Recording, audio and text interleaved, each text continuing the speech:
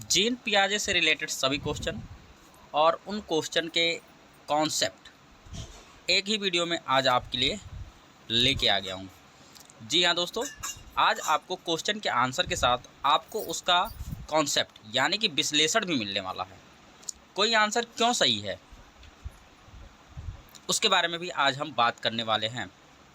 प्रत्येक आंसर को हम लोग विश्लेषण करेंगे और हाँ, सारे के सारे क्वेश्चन जितने भी जीन पियाजे से रिलेटेड बन सकते हैं सभी क्वेश्चन को लेकर आप सभी के सामने हाजिर हूँ।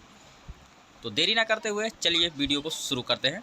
दोस्तों, वीडियो शुरू करने से पहले आप ये ज़रूर माइंड में रखिएगा कि हमें वीडियो अंत तक देखना है, क्योंकि सारे के सारे क्वेश्चन बहुत ही इंपॉर्टेंट है और सारे क्वेश्चन परीक्षा में आए हुए क्वेश्चन हैं। तो चलिए वीडियो को शुरू करते हैं। सबसे पहला क्वेश्चन है, जीन पियाजे कहाँ के निवासी थे। हमारा ऑप्शन आपके सामने है और इसका जो राइट आंसर है दोस्तों वो है हमारा ऑप्शन नंबर बी, स्विट्ज़रलैंड। दोस्तों, जीन पियाजे स्विट्ज़रलैंड के निवासी थे और इन्होंने अपने खुद के बच्चों पर शोध किया था, रिसर्च किया था। अगला क्वेश्चन है, पियाजे के सिद्धांत को और किस नाम से जाना जाता है। सामाजिक विकास सिद्धांत, विकासवादिता सिद्धांत, संवेगात्मक सिद्धांत या मनोसामाजिक सिद्धांत।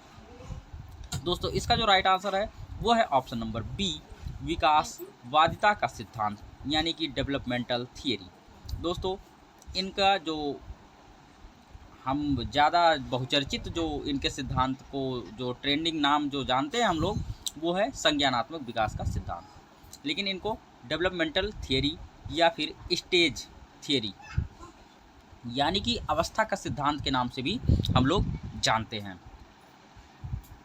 इन्होंने क्योंकि 4 अवस्थाएं बताई थी तो इसीलिए इनके सिद्धांत को अवस्था का सिद्धांत भी कहा जाता है। अगले क्वेश्चन की तरफ मूव करेंगे। हमारा अगला क्वेश्चन है, पियाजे के अनुसार मस्तिष्क में जमा ज्ञान के पैकेट या मानसिक संरचना को क्या कहते हैं। इसका जो राइट आंसर होगा दोस्तों ऑप्शन नंबर ए, स्कीमा। दोस्तों, स्कीमा किसे कहते हैं। बच्चे जब ज्ञान को एडॉप्ट करते हैं, किसी ज्ञान को अपने धारण करते हैं तो उसको मस्तिष्क के किसी एक भाग में संचित करते हैं यानी कि रखते हैं। जैसे हम लोग अपना जब मोबाइल चलाते हैं किसी फ़ोटोज़ या किसी फाइल को किसी एक निश्चित फ़ोल्डर में सेट करके रखते हैं, इसी तरीके से जब बच्चे किसी नई जानकारी को एडॉप्ट करते हैं तो उसे अपने दिमाग के किसी एक फ़ोल्डर में सेट करते हैं। उसी फ़ोल्डर को स्कीमा कहते हैं। बढ़ते हैं अगले क्वेश्चन की तरफ।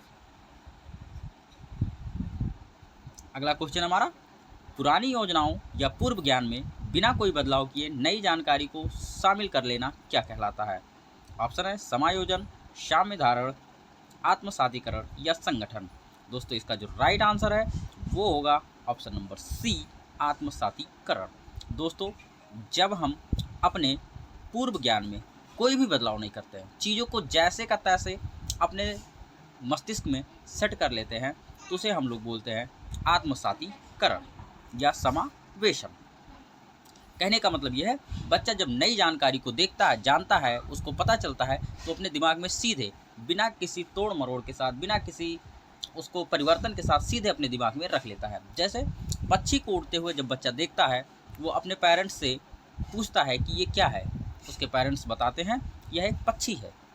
अब वो अपने दिमाग में सीधे बिना किसी परिवर्तन के अपने दिमाग में उसको सेट कर लेता है कि जो भी उड़ने वाली चीज़ें होती हैं वो सभी क्या होती हैं, पक्षी होती हैं। अगला क्वेश्चन, नई जानकारी के कारण पुरानी योजनाओं या स्कीमा में सुधार या बदलाव करने की प्रक्रिया क्या कहलाती है। दोस्तों, उसी क्वेश्चन का सीधा उल्टा क्वेश्चन ये है। अब कह रहा है, जब बच्चा कोई नई जानकारी प्राप्त करता है तो उसे सीधे अपने दिमाग में नहीं सेट करता है, बल्कि उसे अपने अनुसार परिवर्तित करके उसमें कुछ परिवर्तन करके अपने दिमाग में सेट करता है या बदलाव करके अपने दिमाग में सेट करता है। तो उसे हम क्या कहते हैं। ऑप्शन बी हमारा सही होगा, समायोजन कहते हैं। जी हाँ दोस्तों, अभी हमने पिछला एग्जाम्पल लिया था कि उड़ती हुई चीज़ को बच्चा जब देखा तो उसे पता चला कि ये पक्षी होती है। अब वो दूसरे दिन जहाज को उड़ते हुए देखता है।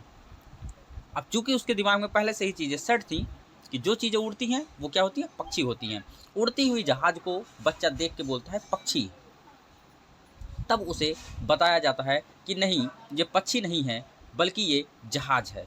अब इसको वो अपने दिमाग में सेट करता है कि नहीं, हर उड़ने वाली चीज़ पक्षी नहीं होती है, और उसके रूप, रंग, आकार के आधार पर वो अपना एक अलग स्कीमा बनाता है कि नहीं, ये पक्षी नहीं, जहाज है। इसी को हम बोलते हैं समायोजन। ठीक है, अगले क्वेश्चन की तरफ मूव करेंगे। अगला क्वेश्चन हमारा है, आत्मसातीकरण और समायोजन के बीच संतुलन बनाने की प्रक्रिया को क्या कहा जाता है? स्कीमा, साम्य धारण, विकेंद्रीकरण या जीववाद? इसका जो राइट आंसर है दोस्तों, इजी मानेंगे इसको, ऑप्शन नंबर बी हमारा सही होगा, साम्य धारण या संतुलन। दोस्तों, आत्मसातीकरण और समायोजन के बीच में जो हम संतुलन बनाते हैं उसको क्या बोलते हैं? साम्य धारण कहते हैं। जैसे कि हमने अभी पिछला एग्जाम्पल लिया कि उड़ने वाली चीज़ पक्षी नहीं होती है, सारी उड़ने वाली चीज़ें पक्षी नहीं होती हैं। हाँ, ये है कि जो पक्षियाँ होती हैं वो उड़ती हैं, पर सभी उड़ने वाली चीज़ें पक्षियाँ नहीं होती हैं। ये जो संतुलन बना रहा है पक्षी और जहाज के बीच में, उसी को हम लोग बोलते हैं साम्य धारण। अगला क्वेश्चन, जीन पियाजे ने संज्ञानात्मक विकास की कुल कितनी अवस्थाएं बताई हैं? ऑप्शन आपके सामने है और मुझे पूरा विश्वास है कि आपको पता होगा, इन्होंने 4 अवस्थाएं दी हैं। अगला क्वेश्चन है, पियाजे के संज्ञानात्मक विकास की पहली अवस्था कौन सी है? ऑप्शन आपके सामने है, पूर्व संक्रियात्मक अवस्था, मूर्त संक्रियात्मक अवस्था, संवेदी गामक अवस्था या औपचारिक संक्रियात्मक अवस्था? राइट आंसर होगा दोस्तों हमारा ऑप्शन नंबर सी, संवेदी गामक अवस्था, यानी कि सेंसरी मोटर स्टेज। बच्चा सबसे पहले जन्म के बाद इसी अवस्था में जाता है, संवेदी गामक अवस्था। इस अवस्था में बच्चा किसी भी चीज़ का ज्ञान अपने संवेदनाओं से, यानी कि बाई टचिंग जानता है, महसूस करता है। ठीक है, अगला क्वेश्चन, वस्तु अस्थायित्व का गुण पियाजे के अनुसार किस अवस्था में विकसित होता है? दोस्तों, ऑप्शन है, संवेदी गामक अवस्था, पूर्व संक्रियात्मक अवस्था, मूर्त संक्रियात्मक अवस्था या औपचारिक संक्रियात्मक अवस्था? इसका जो राइट आंसर होगा दोस्तों हमारा ऑप्शन नंबर हो जाएगा ए, संवेदी गामक अवस्था। दोस्तों, ये शुरुआत में तो नहीं होता है, लेकिन जब बच्चा 18 से 24 महीने का लगभग हो जाता है तो उसमें वस्तु अस्थायित्व की जो एक कॉन्सेप्ट होता है वो धीरे धीरे विकसित होने लगता है। वस्तु अस्थायित्व का अगर कॉन्सेप्ट आप जानना चाहें तो वस्तु अस्थायित्व का मतलब होता है, जैसे जब बच्चा बहुत ही छोटा होता है, यानी कि लगभग 18 महीने से कम होता है, 12-13 महीने के लगभग में होता है, अगर बच्चा किसी खिलौने से खेल रहा है, उसको हम छुपा देते हैं और बोलते हैं कि खिलौने को कौवा लेके चला गया, तो बच्चा मान जाता है कि हाँ, खिलौने को कौवा लेके चला गया। वो शायद आपकी बातों से कन्विंस हो जाए।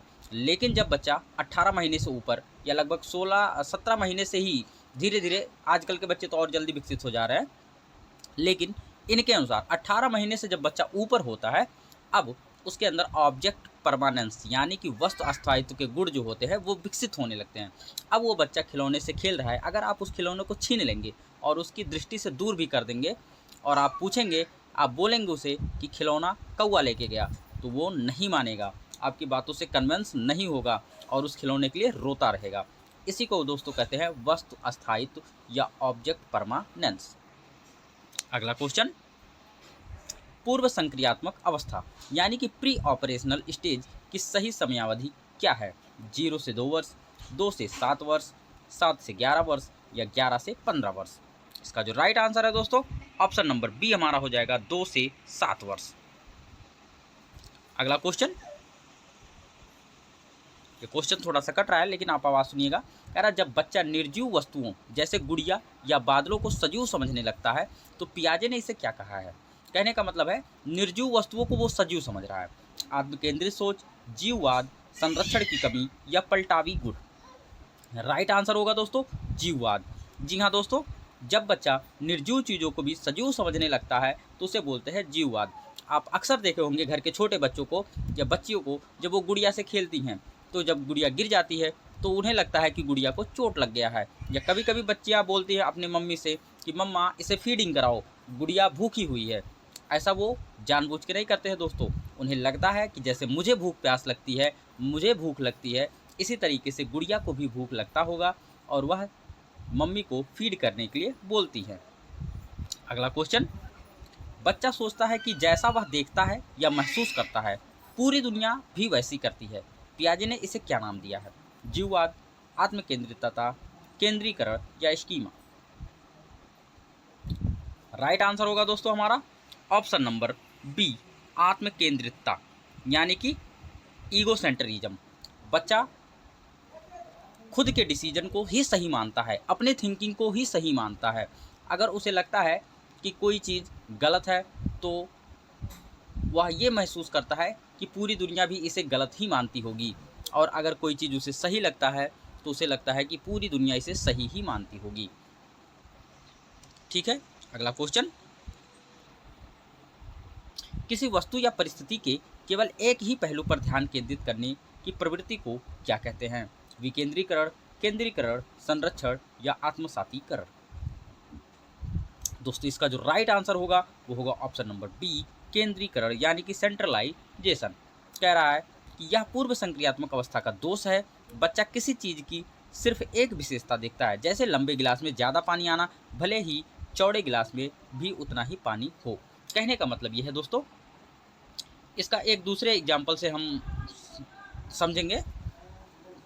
जैसे एक बोरे में भरकर रुई रखी हुई हो और किसी एक छोटे से झोले में कोई उससे वजन वस्तु छोटे आकार की अगर रखा हुआ हो तो बच्चा सीधे बोलेगा कि जो रुई वाला बोरा है ज़्यादा वजन उसी का है।